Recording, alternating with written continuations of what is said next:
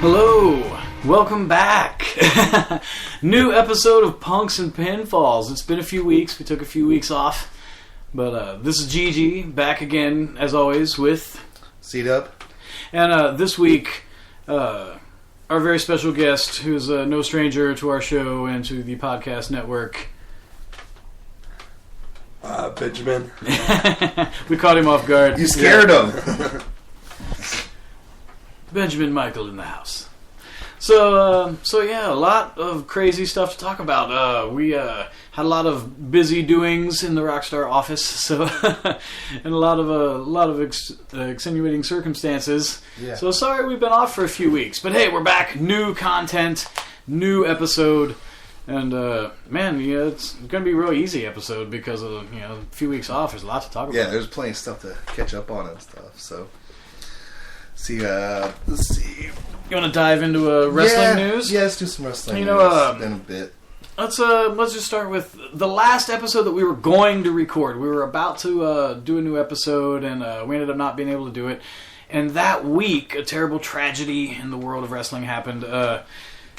See if I pronounce it correctly. El Hijo del Perro Aguayo. The son of Perro Aguayo, son of a wrestling legend in Mexico, and he himself is quite successful, well-known wrestler in Mexico, passed away in a terrible, tragic accident. That's why they have the disclaimers, do not try this at home. It's very physical, it's very dangerous, and it was a freak thing that happened. And it was a terrible thing for the sport. And that happened the week we went black. Yeah. The week we kind of stopped giving you new episodes. Sorry about that. Take a little pause. Well, we just get busy every once in a while, and like you and I both do full-time other jobs, and then we also do full-time wrestling. Then we also do concerts on top. So it's every once in a while, to try to squeeze that time in to just like. If there are not enough hours in the day, there are not enough days in the week. So that was a big thing that happened. It was a sad situation. I don't even think. I think we haven't had a new episode since WrestleMania. So. No, I don't think since WrestleMania actually. So yeah, a lot of things happened in WWE. From Seth Rollins cashing in Money in the Bank and walking out of Mania with the title, ending Lesnar's dominating run he's had. I came out of it that I really like the stadium outside for WrestleManias. You like the outdoor stadiums? That's what I came out with. Is like I really like the outdoor arena, like super football filled, supersized thing. It just made it so much bigger. You could do. I know from a performance standpoint, and I've heard WWE guys have said this in interviews. Like it's hard because the sound is so weird. Oh, it's gotta be crazy. Like it's you've got. However many tens of thousands of people in there screaming, but like you can't hear them because it all goes up and out of the building. and honestly, I was watching at points and like, man, that guy in the back row, he's watching it on like a screen. There's no way he's watching what's going on in the ring, but you're honestly paying for the atmosphere. People always wonder, why do people pay for football games and WrestleMania when you're like, you can't even see what's happening half the time. It's the whole atmosphere and everything. It's being there in person, witnessing it as it happens. I've read from like a few different interviews with more office guys in WWE and Vince McMahon and stuff like that. Like ever since the Miami WrestleMania, that's when Vince McMahon was like, "Okay, I want outside arenas now." It seems bigger. It makes it more of an event because otherwise it's like. I guess if you do like Dallas, where the stadium's like halfway closed in, or like Arizona, but it's still a stadium. It's a stadium, and it has that like, and they're built to have that kind of energy where you're like you produce a product on a regular basis in arenas, but this is your big event of the year. It's got to be in a huge outdoor. What was the first stadium. Outdoor Mania? Was it 9? The one that they had the togas. It was at Caesar's Palace, which was one of my favorite WrestleManias, just because the way it looks. I hated it because Brett lost the title, and then somehow miraculously Hogan walked out with the belt. I know that, but Hogan had a legendary black eye from We Can All Hope that it was Macho Man punched him in the fucking eye. That is a WrestleMania moment. as a whole, like, kind of like WrestleMania gimmick, or like where their theme was for that year, I love that one. I wish they would redo it. Like, maybe they'll redo it on like a 20th anniversary of that one or something. But I hope they would kind of put everyone in the togas. Yeah, again. just redo it. You know, hell, get Heenan or somebody like Mean Gene or somebody, you know, still alive at that time to like ride a camel in or something. It'd be amazing. But yeah, just the way it looked and like. It felt different than any other WrestleMania, and like even as bad as like you said, it wasn't storyline the greatest WrestleMania, but like I just remember it because it was outside and it was like had a big field, and maybe that has something to do why I liked Ludus. You know, it was like it's another Roman thing. You know, so foreshadowing. We'll talk more about Ludus here in a bit. But yeah, what else is going on since our last episode? Kazarian and Daniels, your new Ring of Honor tag team champions. That's good. Interesting in TNA. Well, first of all, since our last episode, Kurt Angle became TNA World Champion at 46 years old. That's impressive. Yeah, I just recently read an article about that. I believe there's only like 10 guys that have been a world champion over the age of 40. And this is really interesting because some of the names, like, I wish I should have been prepared. I was going to ask you, did it break? Was a lot of these guys in the past like 20 years or 10 years? Yeah, it was all in the last 20 years, really. Yeah. I believe, I wish I had it in front of me. I believe Buddy Rogers was on there, and he was one of the only old school guys. Wow. Everyone else had it in like their 30s. That's the same. Bob Backlund. Backlund later, his later run when he beat Brett for it. Which I love Backlund. Backlund was one of my favorites. Backlund's one of the few guys, and then, obviously Angle is on that list. DDP. Oh, really? Yeah, DDP was over 40 when he won his first WCW World title. I got mixed emotions on DDP, so... I'll save that off. Yeah, we could probably do a whole episode. At least a good rant. But yeah, other guys over 40 winning the world title. There were only a handful. Hogan was on that list. Oh, really? And then was that WWE or WCW that he won the title over 40? WWE, when he came back and beat Triple H for it. Oh, okay. He briefly had the title. In his 40s in WWE. And then Sting and Flair and who else was it? Oh, and Funk. Sting, Flair, and Funk were all world champions in their 50s. Sting's last TNA world title, he was 52. Well, I actually saw something on one of the sports networks about, because there's a lot of football players now who are more productive in their upper 30s, and there's guys and they're getting approached 40 now. They're like, even especially quarterbacks now, that it's obviously nowadays we know how to take care of your body a little bit more. If you're destroying it or if you're not destroying it. Especially if you're a professional athlete. Yeah, they're seeing sports medicine specialists. We just touched a little bit of being athletes, in our small little career, and like. Guys who that's their profession, they make millions of dollars. I'm sure they have access to other people who like, or the shit when it comes to training and diet and stuff. So like, I think it's going to be more of a deal, that people aren't going to be in their peaks until like early 30s, especially in sports like NBA, NFL, and hell wrestling. You're going to see more guys in their like late 30s having more of a peak, and here's the interesting stat. Of that list of old dudes, with Sting, Flair, and Funk all being world champions in their 50s, the oldest world champion recognized by any of the big feds is actually WWE itself. Good old Vince. Oh, really? Vinnie Mac booked himself into a record that will never be broken. He is the oldest WWE champion on record in his late 50s. I forget exactly. I think he's 56 or something like that. But then he was ECW champion at 62. Oh, I forgot about that. And wasn't actually George Foreman? Didn't he win the title in like his late 40s or something like that? In boxing, yeah. Foreman was a world champion in his 40s. And then Holyfield was pretty old too at that when he won one of his later titles. I mean, I'll have to look it up real quick, but I thought it's funny that I we bring thought this up. Foreman was actually one of the older. I could be wrong, but I thought it was in his 50s. It's funny we bring this up. I just actually read, because I'm not really a boxing enthusiast so much, but there's a cat named Bernard Hopkins. Yes. Who is 50 years old and was just world champion in his weight class last year. Oh, really? So, yeah, he is the oldest. He beat Foreman's record as the oldest world champion. And this guy is pretty much... Again, boxing fans listening to this will be like, "You don't know about this guy?" Yeah, I apologize. I mean, we kind of fell in that generation. You know, we know Mike Tyson and Buster Douglas and Holyfield and Foreman. Yeah, but I mean, like Mayweather and like. But they're newer. But they're newer. I mean, they're kind of. They're not new. They're both about to retire. No, but I mean, like, yeah, but well, boxing's from when we were kids. From when we were like kids, they're newer guys. Yeah. But outside those two, name another one. Who's the current right now? Who's the current WBA? There's so many. There's so many organizations. That's the problem. But yeah, Bernard Hopkins was world. I believe he was a middleweight, and he held a piece of the world title for 11 years. 11 years. He started out with one of them, and then unified it with another.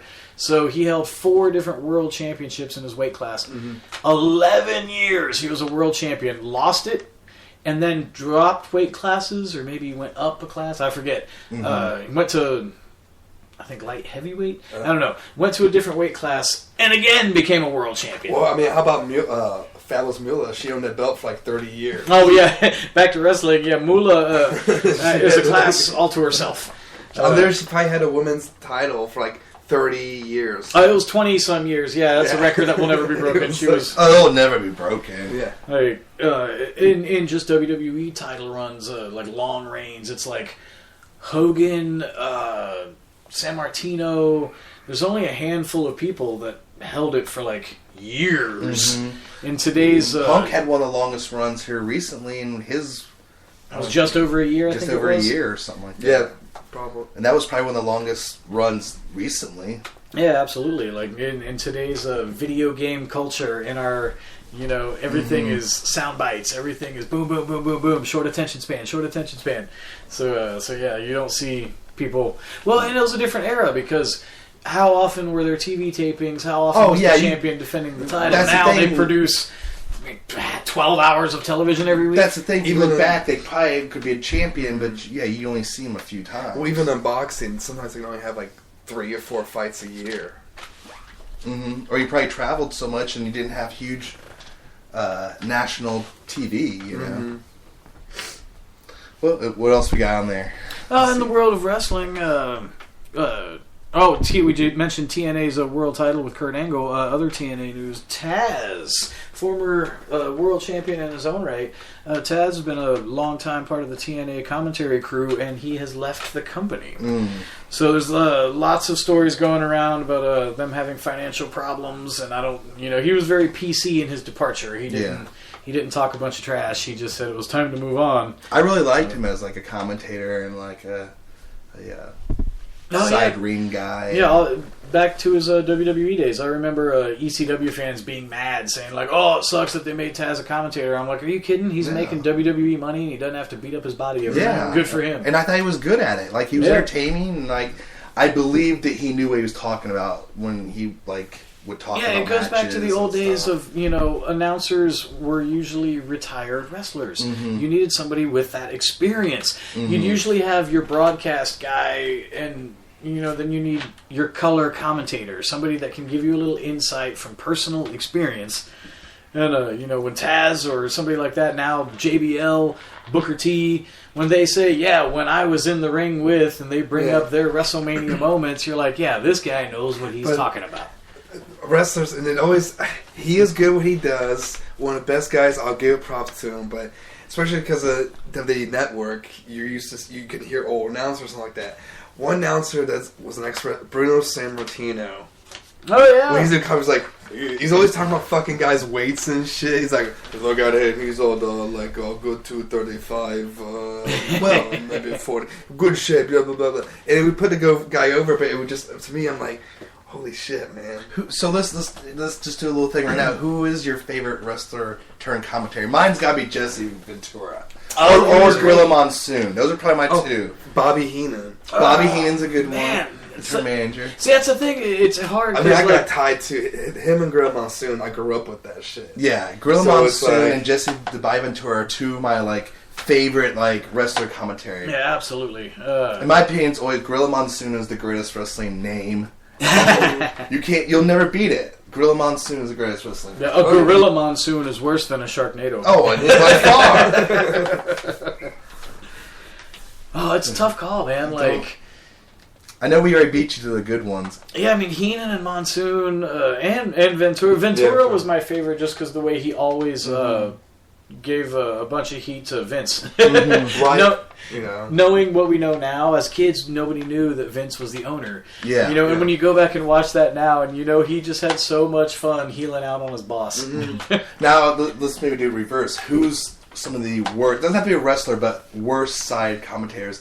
Mine, he wasn't a WWE guy, but I always wondered why the hell this guy was on DVDs and videotapes, and you and I have talked about the guy for XPW, the Mexican guy. Hey man, oh yeah, I don't know what the hell his name was, but he did a commentary with XPW, but he did a Mexican gangster accent, and I was and it was really bad, and I was why the hell of all people did they pick this guy? He was somebody's cousin. It had to be, but when the commentate, it's good. They make good money with their product. They put names on it, but the guys from JCW to Juggalo and those commentators on their pay-per-view, some of the shit's kind of funny. You're holy shit.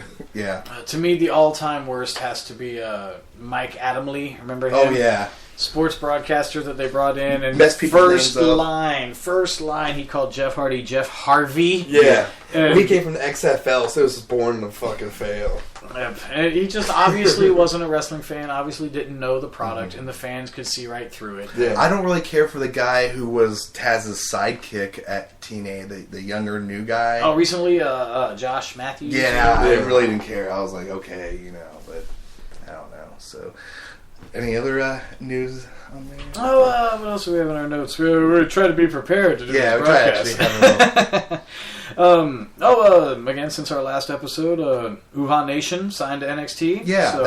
that was an obvious. It was when was that going to happen? Yeah, he's exactly what Vince wants. He has the body, has some charisma in the ring, or does have charisma in the ring, and he does a little high flying stuff actually a little bit, and can work on the ground and. That was only a matter of time, I thought. And then, speaking of NXT, the Lucha Dragons and Adrian Neville have graduated to the main roster and have been looking great.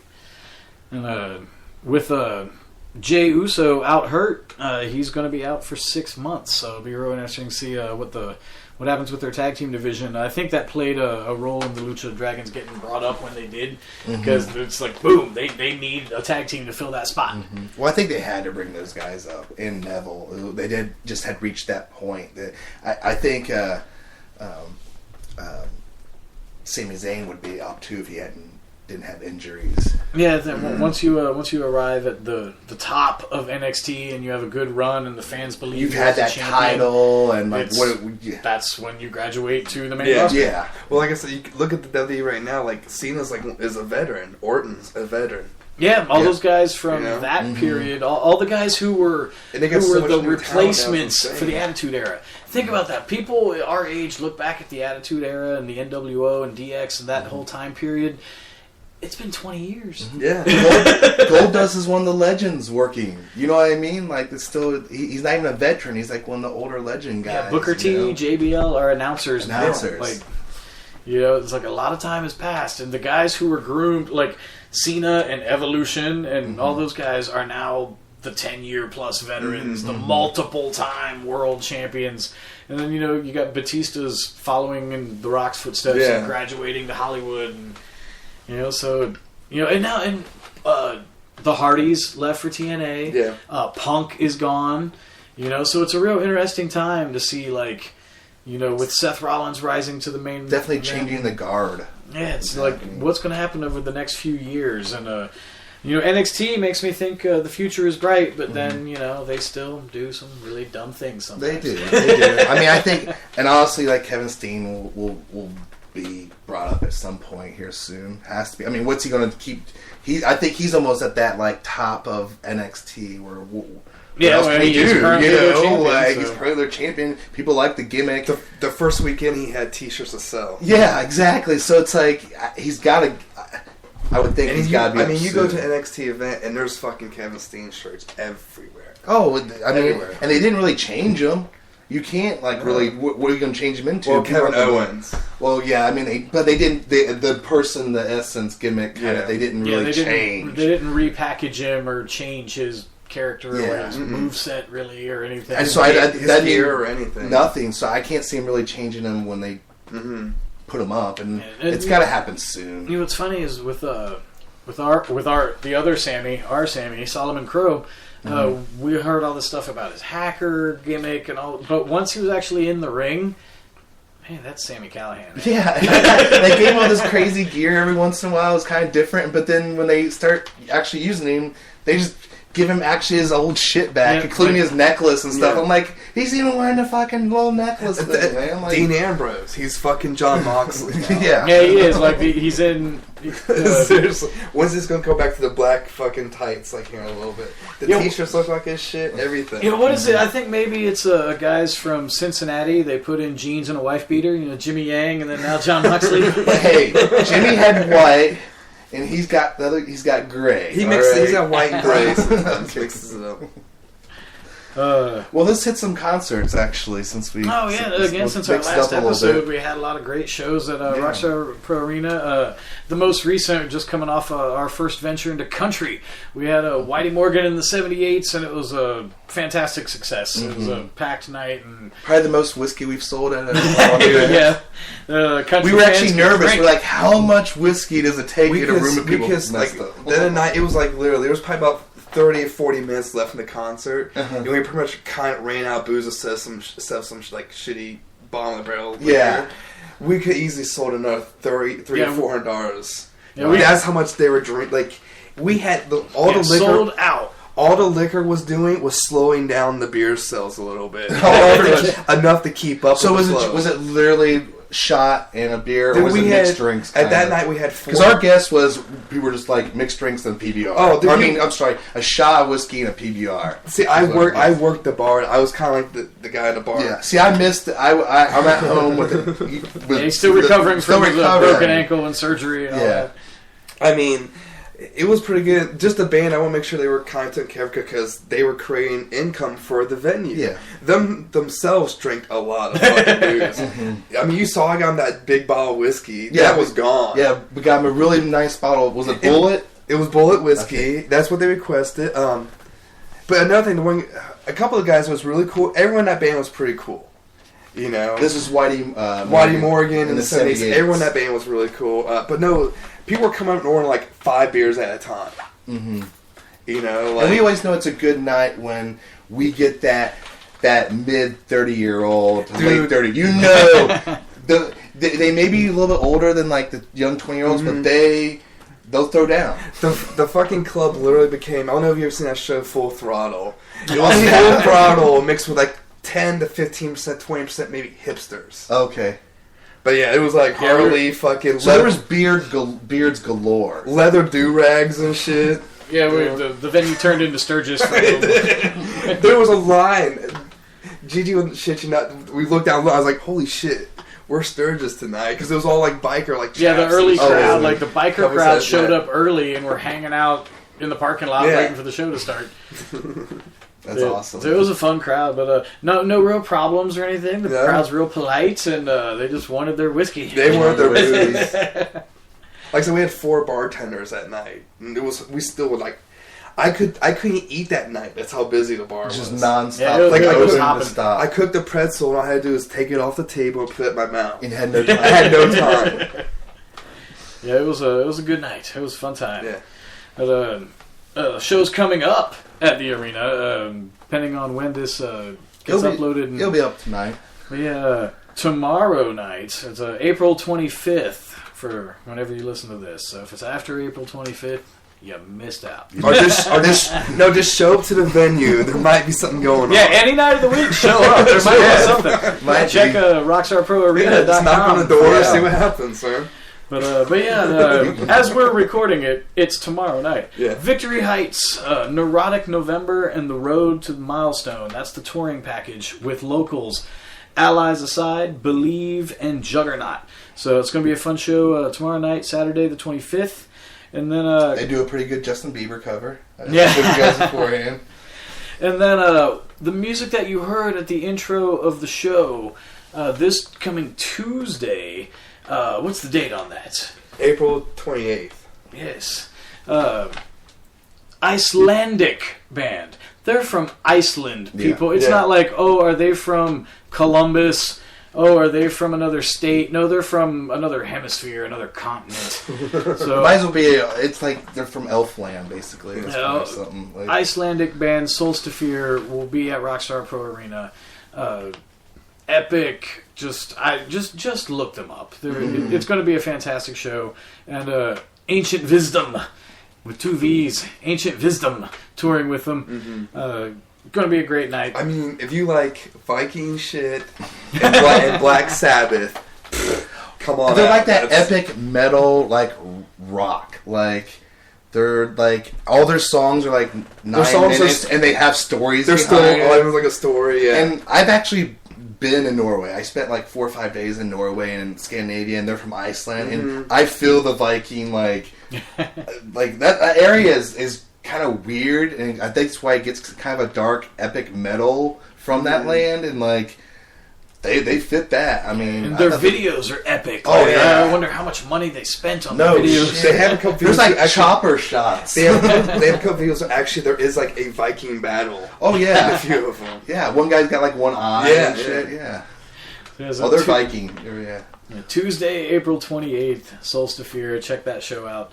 And then, we have some cool wrestling things coming up, but I want to plug a couple concerts that are coming up in the future. In June, this was a band that when I was a young guy, we all kind of grew up with this band a little bit. They actually had a big, huge hit with 3 Little Pigs.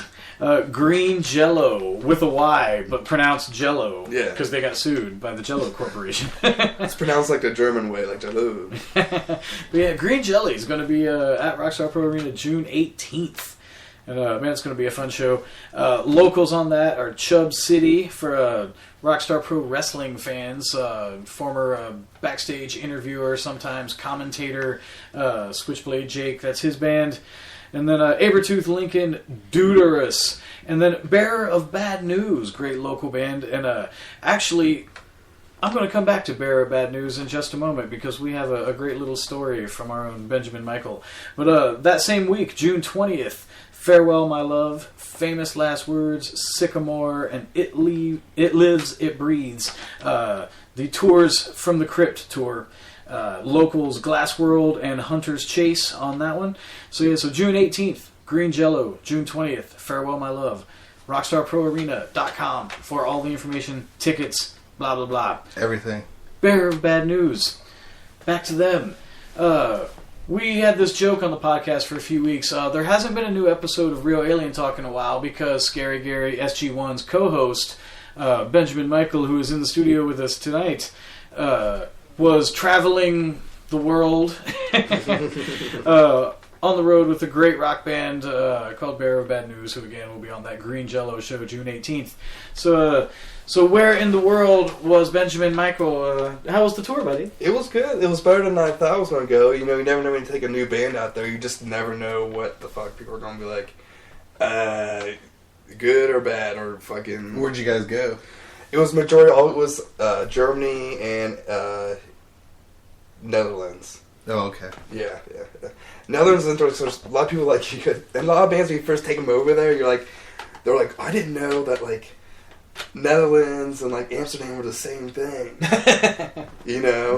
Mm-hmm. Like a lot of them don't understand, or they won't know Netherlands and Holland is the same country. Yeah, I noticed that there are. They think it's a separate. No, Netherlands and Holland is the same fucking country. Same thing. Yeah. So it was good. It was good. It was the band's first time over there. Good chunk of people showed up, and I'm taking them back there this fall. Like I think late September, October time. Yeah, for anybody who doesn't know, we've talked about this. Ben and C-Dub have both been tour managers and traveled with rock bands. Ben did it for many, many years, has been all over the world. Ben has actually been the tour manager on tours my bands over the years have been on. Yeah. Oh, yeah, you guys are actually together. So yes, Ben has actually been my tour manager a few times.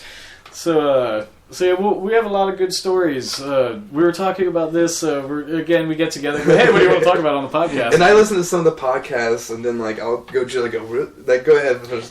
Well, today Ben goes, hey, are we going to talk about the Iowa race riot? we hinted at it at a previous episode.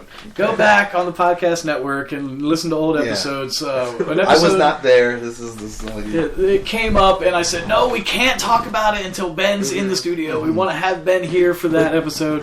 One thing amazes me, and people who have been on tour and stuff like that will understand kind of what I'm talking about. Tour is kind of like Bill Murray's Groundhog Day, the movie. Yeah.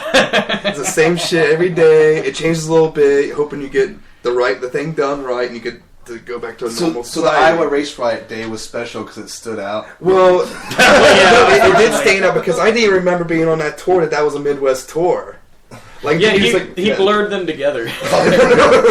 But yeah, I've done that. My good buddy Nathan Bush, drummer of the Jackalopes, my old band the Migraines, Bush filled in on the last minute and did a West Coast tour with us, and he brings up stuff from that tour. Remember in this city when this happened? And I'm like, no, buddy, I don't. Because he hasn't toured as much as I have. Yeah. So he remembers every little detail and brings up stuff. And I'm like, buddy, I'm going to hire you to write my memoirs. For me, it all blurs together. When you played hundreds, if not thousands of shows, you remember the really, really good and the really, really bad. Yeah. When people go, oh, where have you all been? I'm like, I could not tell you. I don't know. Oh, yeah. That's why people ask me how many concerts have you seen, and I'm like, dude, I'm sure it's in the thousands at this point. I mean, absolutely. But I'm sure in this room we're probably. I don't want to sound like a dick saying 10,000, but it may be fucking. It's probably damn close to that. It might be more. It's probably just that for me. Yeah, I don't even know. Years and years of my life, and Ben's with touring with his bands, but there were years of my life that I was on the road 200 plus days a year. Oh, well, then add all the concerts here easily. Yeah, and then think about shows that you just go see. Yeah. You shows that when you're in town. But so remember the time we went to we were on tour with you, and we were in Colorado Springs or something like that, and the club was trying to fucking jerk us around money a little bit. Was that part of the Midwest tour? Wait. And I was like, I go, get your equipment out here around a second. I can't remember which tour that was. You got your money, though. We were in Colorado. Fort Collins. I think it was the second tour. I don't know if the first tour went that far. I don't remember. That's what I'm saying. It all starts to blur together. Yeah. But we did a Midwest tour with one of Ben's old bands he used to road manage, and we did a few weeks around the Midwest because that was our market. Mm-hmm. So they knew that we would actually draw people in certain cities, and we got on the tour, and we had opened for them a few times when they had played in Ohio, when Ben had booked them before he was actually their tour manager. And we did this tour. They didn't really know who we were. They didn't really care. The crowd, the Slackers, the band we were touring with. Okay. Yeah. So the Slackers are the band that Ben is touring with, the band that we're opening for, and they knew us. We're some local band from Ohio. We'd met them a few times. But this band is very old school New Yorkish. That's what I'm saying. They didn't know anybody past 1988. Unless you're some weird African musician that played the weird drum or something. They didn't know who you were. So one of the nights of the first tour is, I believe, to this day, what got us the other tour. Because we had a night that we sort of broed down, and they were like, "You guys are all right." And then the first tour, Ben had to pull a lot of strings and bugged them to take us out on the road. And then the second tour, they asked us because we had their back. So how well do you remember the Iowa Race Riot night? Somewhat. Well, you go ahead, you be the narrator. I'll be the narrator, and Ben will chime in. The time, place. Mm-hmm. So this tour, we're out with the Slackers, great ska reggae band from New York. I remember the opening band was playing, and I remember Vic, their keyboardist singer, had his nose in a book at the merch table, and he looked at me and went, I was surprised he was at the table. Yeah, that's rare. He looked at me and went, this it was is an what Iowa, killed ska. This is what, is he referring to the It was a crowd? really terrible third wave, oi, Oh, yeah. pick it up, ska punk band. Okay. Just terrible new school pop punk ska. Yeah. Well, new school then. Okay. Not really ska, those bands. And this opening band wasn't really that good, and my band played, and then the Slackers were doing 2 sets on that tour. Yeah. They play their first set, they take a And little you're not in a intermission. ska band. You're like in a pop punk band. At that time, yeah. Yeah. And then they're on their second set. And I remember Ben and I sitting at the merch table and hearing, when you hear a band night after night after night on tour, you get to know their set. Yeah. And they change it up a little, but when they're at this song, they're about done. Mm-hmm. Dude, I've had bands who played the exact same set every night. Oh, yeah. Over and over. It drove me crazy. Yeah, as a musician, that drives me crazy. Like, at my own band, I have to mix it up once in a while because I get bored. I can't imagine, making the fans... But sometimes when you have a new album, you gotta play Oh, those dude, new the same songs. set. Not even moving songs around at all. Just the exact same set, same order. Yeah, but as a band... See, I've been with somebody who played the same albums, same songs, same order. Yeah, see, as a band, I can say, by the end of the tour, you're on fire. Oh, Because yeah. you're playing that set night after night after night. By the end of the tour, the band is tight. Mm-hmm. But, so anyway, Iowa. We know they're about done. It's about the end of the night. Mm-hmm. And all of a sudden, there's some little weird skirmish. And we're like, what's going on in there? The band stops playing, and we come running in. So, the Slackers, ska, reggae, it's shaky booty music. Mm-hmm. It's good time, dance music. Dress nice, come and dance with your girl, or look for a nice girl, or something. There were a bunch of, skinhead-looking dudes trying to mosh. And, pushing people around and just being too rough for what the rest of that crowd wanted to be. Looking to start some shit. Yeah, just being a little out of control, a little rowdy. And Q-Max, the former singer, MC, sort of frontman at the time of the Slackers, I keep hearing him say, hey, everybody, let's chill out. Hey, let's take it easy. Hey, let's be respectful of the They're girls still in on the stage crowd. playing. While they're still playing. I keep hearing him, man, is somebody, dancing a little too rowdy? Is there about to be a bar fight? What's going on? Well, eventually, some crazy skinhead-looking guy punches some girl straight in the face. Just decks some girl in the pit. In the crowd. Yeah. Q-Max sees this and stands up for the girl and jumps off stage and tries to, break this fight up. Yeah. And then all of a sudden, it became a sea of shaved heads and flight jackets sieg-hailing. Oh. All of a sudden we realized, ooh, wait, this crowd just turned on the one black man in the room. Black guy. Oh my goodness. So we're in Des Moines, Iowa, and all of a sudden all these, because skinheads, I have a lot of friends that are skinheads. Just because someone has that look doesn't mean anything. There are a lot of cool skinheads. But these were bad skinheads. But yeah, these were your neo-Nazi, you ain't from around here, are you, boy, kind of skinheads. And, it got real creepy real fast, and it got real ugly, and fights and scuffles and skirmishes, and because we were in the middle of all of it, we kind of broed down with the Slackers. And I remember at some point after the cops are there and everything's kind of quieting down. So when did security at the there was no security. We were the security. So you were the security. The guitar player of the band I was touring in at the time was in the middle of it with us, and he was... Me, him, Ben, and the Slackers were security that night. Mm-hmm. And I remember the singer of my band at that time was nowhere to be found. I don't know if he was macking on a girl or what was going on, but he was nowhere to be found in all this.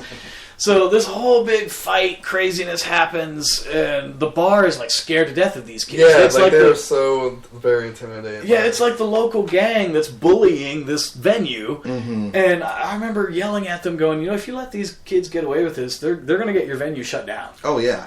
And finally, when everything's calming down, the cops are there, all the hoodlum assholes are outside. We're watching the crowd outside grow, and it's getting bigger and bigger. They're calling their boys, and the crowd of skinheads in the parking lot is getting bigger. They're just hanging out, waiting. And one of the cops says, "Hey, have you checked your van?" And if it was a cartoon, the bubble would still be hanging over his head. we open the back door to hear and see a mohawk go darting down the alley. So this son of a bitch slashed their tires. Van with a trailer and New York plates. Oh, that's pretty easy to figure out who they were. So we go, this is a true story, me, Ben, and an Iowa cop, a Des Moines police officer, chased this kid down in the alley and tackled his ass. We seriously chased after this damn kid and tackled him in the alley. And then Marcus, the bass player, was like, I want this kid prosecuted to the fullest extent of the law. He's like, this damn rental is in my name. And it was just like some asshole kids starting a fight for no reason, and then they get thrown out of the club, so then they want to keep causing problems. And it's just that little element, every town has their asshole, I guess. Yeah. But I don't think the Slackers have played Des Moines, Iowa since because of that incident. I don't think so, man. My dumbass went right back on my band's next tour, but we didn't have any problems. Well, it's just crazy the club didn't want to do any, security. It was obviously a problem happening. Yeah. Yeah, it was just, really, artsy dudes and shit and didn't want to do anything. Yeah, they were just, they didn't have any real bouncers or real security, and they were just being bullied by local thugs. Mm-hmm. Man, the funniest part of that night is when I had the cops basically make sure we got out of there safe, the cops let me ride with them. Do we want to tell this story? Yeah, it's basically super bad. This is a fantastic story because remember we're on we're on tour with a reggae band, right? And reggae bands, often partake in some flowers that you can smell on you. They like their legal greenery. in 16 states. So because of this, I'm sure that Ben reeked. I guarantee you, he had to have. And he rode. We got a police escort back to our van, or back to the hotel. Yeah. And Ben rode with the cop. Yeah. And at one point, he's like, "Hey, can you turn the lights on?" They played the lights and shit. Only you, man. Only you. Sitting in a cop car. Were you guys in the van behind? Yeah, yes. we were behind them. Because see, we were lucky. Somehow they didn't notice our Ohio plates. I guess we were touring in a much smaller van, and we weren't as easy to spot. So fortunately for us, they didn't get to our van. But yeah, the New York plates van got tires slashed. Yeah. But yeah, Nazi skinhead assholes. Iowa. Yeah, what Nazi skinheads mosh to reggae? You know, it doesn't even make sense. Especially dancey. If you're a racist white power skinhead, why are you into fucking black Jamaican music? Yeah, a lot of skinheads like reggae, but racist skinheads liking reggae makes no sense to me at all. But other than that, concerts coming up and stuff, and Whitey Morgan was good. And before we go, I guess we'll bring it back to wrestling and talk about wrestling things coming up at the arena. May 1st is our next pay-per-view, Gem City Slam. It's our third annual Gem City Slam featuring the annual Gem City Rumble. Mm-hmm. We do a Rumble-style battle royal. You start with two guys, and then another guy enters, and another guy enters, and another guy enters. Pretty much the whole damn locker room is going to be in this match. It's going to be wild. The winner gets a future title shot. Mm-hmm. It already signed as Matt Taylor versus Ron Mathis. Yeah, and then the actual title match that night, Ron Mathis defending against Darkstar Matt Taylor. That's going to be fantastic. And we can also confirm that the product David Starr is going to be back. Bulldozer Matt Tremont is going to be back. The Lariat DJ Hyde is going to be back, and all of your favorite Rockstar pros. And then May 15th, our next installment of forgot Ludus. the mime. The mime's back. No, Kefka the Quiet. Yeah, don't forget the mime. Yeah, the fans are going to pop for the mime. So we're about out of time, guys. And Ludus was such a great time. Next episode, let's just dedicate to Ludus. Yeah, there's a whole lot to talk about from Ludus. So we'll be back next week with a new episode of Punks and Pinfalls. Thanks for listening. I'm Gigi with C-Dub and Michael. We're out. See you guys.